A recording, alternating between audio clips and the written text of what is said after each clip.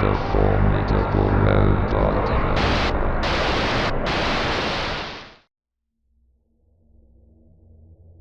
You have probably heard about Squidward's suicide, or Red Mist. Maybe you've dismissed it as just another creepy cartoon story floating around the internet. I did too at first. However, I started noticing patterns, not just in cartoons, but in people, art, and myself.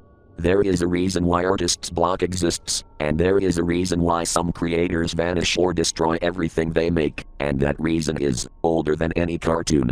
They call it the Red Mist. I've seen it. I felt it wrap around my neck like a noose and my mind like smoke, thick and suffocating. It doesn't just cloud your thoughts. It burrows into them, twisting them, and causing you to doubt everything you've ever done and everything you've loved. At first I thought it was depression, maybe it was. But then I started reading old journals, letters from those long gone, and accounts from artists driven to madness, and they all pointed to the same thing, the Red Mist. It has been around for centuries, at least in one form or another. Vincent van Gogh has written of a shadow that swallows the light. The Night Cafe, moments where he couldn't lift the brush without trembling. Robert Schumann has heard music that wasn't there, whispers that soon turned into screams, which drove him toward an asylum. Yayoi Kusama spent decades inside psychiatric care, due to being haunted by hallucinations that snuck into her art and colored it with obsession and fear. Brian Charley, who struggled with schizophrenia, captured half of his mind on canvas before eventually committing suicide. Finally, even Gene Sibelius was paralyzed with doubt and destroyed compositions he feared weren't worthy, consumed by invisible weight. They all never called it the Red Mist, but I recognize it now, the same suffocating presence and despair. I first encountered it late one night. I was sketching a character, and I felt the shadows around me thickening in the corners of my room. The air itself felt heavier as it pressed against my chest. Then came the whispers.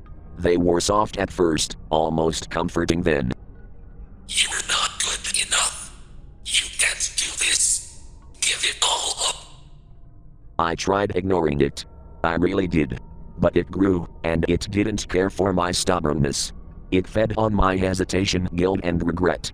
My sketches soon became jagged, lines trembling as if drawn by someone else. Colors clashed violently. My thoughts seemed alien, and then this urge came. The urge of tearing everything apart.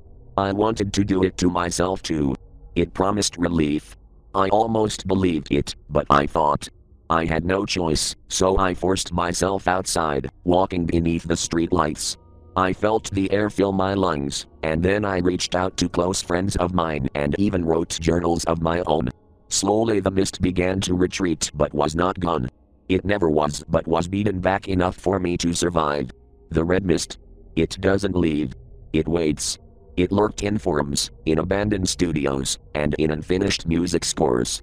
I have read accounts of artists vanishing overnight, leaving only unclear files, barely finished paintings, and journals with, "I can't do this anymore, it's here and watching, I need to do it."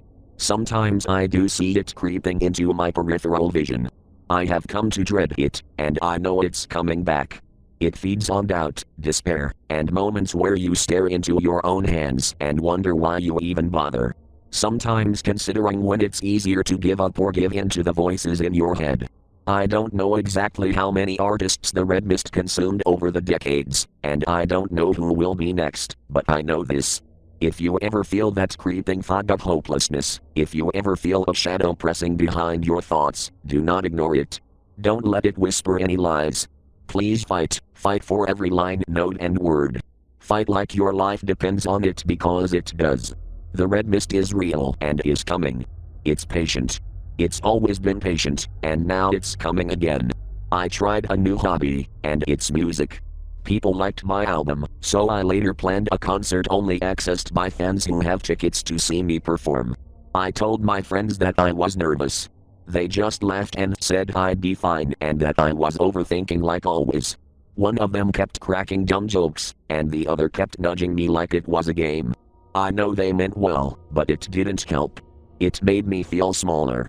The lights were getting dimmer, and over the speakers came a cheerful and crisp voice from the announcer. Ladies and gentlemen, get ready for Edward Quintrell. I dubbed this song The Red Mist as a warning and proceeded to sing it. It was so far, so good. I am just trembling and have some social anxiety. The crowd is huge after all, so that's to be expected. For some reason, the song seemed to feel more wrong than usual. I swear I noted it properly. Why is it so weird? Every time I blow into my instrument, my force seems to be getting weaker. It was easier to write though. Why am I screwing up now? Oh well, surely they won't mind that, I hope. Something's not right about my crowd. I can't tell if I am hallucinating or not, but they seem to be twisting and swirling around in many ways I never thought to be possible for human anatomy. Now what are those eyes? My friends are there too. They all started booing. I tried my best here. I don't know what I did wrong. Yes, those eyes. Why are they bloodshot? I thought music was so bad that it caused ears to bleed, not affected the eyes. I am terrified. I don't think I want to perform this song anymore, so I had to get off stage and process this. Why didn't my friends support me back there? I am done.